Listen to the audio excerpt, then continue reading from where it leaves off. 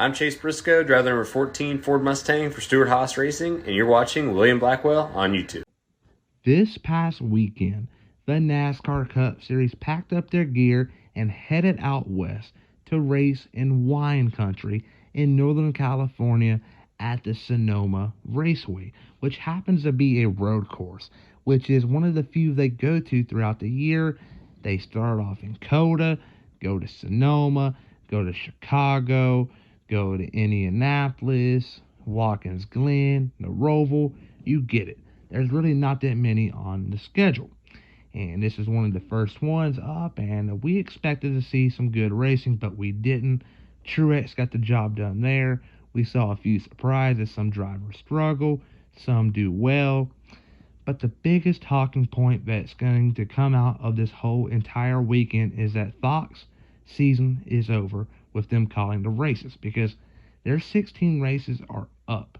And NBC is going to carry it home. They're going to start in Nashville after the week break and bring it home in November when the championship race concludes in Phoenix. But the biggest talking point that is going to come out of this whole entire weekend out in Sonoma is that Fox is done, obviously, and Clint Boyer's rumors are done also. Clint Boyer has thrown a lot of rumors out there on live TV on a weekly basis. He made it clear early on in the season that Josh Berry was in contention for the 4 car, and as soon as Berry started doing really good, he made it sound like it was a done deal between Josh Berry and Stewart Haas Racing, which right now, it is a done deal. At Sonoma, he threw a little hint, a pinch of a hint, if you will, that Michael McDowell is one of the finalists for the 10 car in 2024.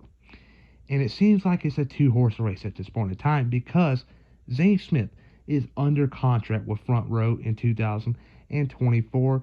And if Front Row is wanting to be a true championship contender down the road, they're going to want to keep Zane Smith. And they got him for contract. They're not going to let Stewart Haas Racing buy him out. There's no way that's going to happen. And the only driver that they can really give up is either Michael McDowell or Todd Gilliland. McDowell and Gillen, there's a lot of upside to both drivers, but the one thing that I think is going to want them to move on from McDowell is that he's up there in age. He's not going to be in the Cup Series for 10 to 15 years like a Gillen, like a Zane Smith. So they're going to let him test the water, if you will, go out and test the free agency market. And I think Stewart Haas Racing, according to Clint Boyer, offered him a deal if, though, Eric Almirola decides to hang it up. If Eric Almirola wants to come back, Eric Almirola is going to be in that 10 car, because he, at first, wanted to retire in 2022, came back in 23, but his contract ends in 24, so it's really up to Almirola if he wants to stay or retire.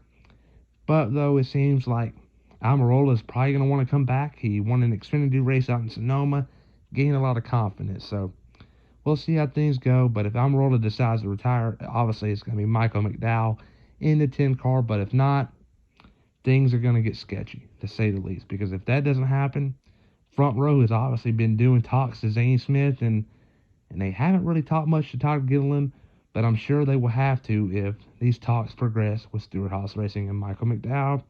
And another team to keep an eye on for Michael McDowell has to be the Wood Brothers, but that's for another episode. But everybody, though, remember to please like and subscribe and comment down below on what you think about this situation. Does Michael McDowell eventually go to Stewart Haas Racing because Eric Almirola retires? Or does Almirola completely come back for 2024? Please like and subscribe and comment down below. I'll see you guys tomorrow.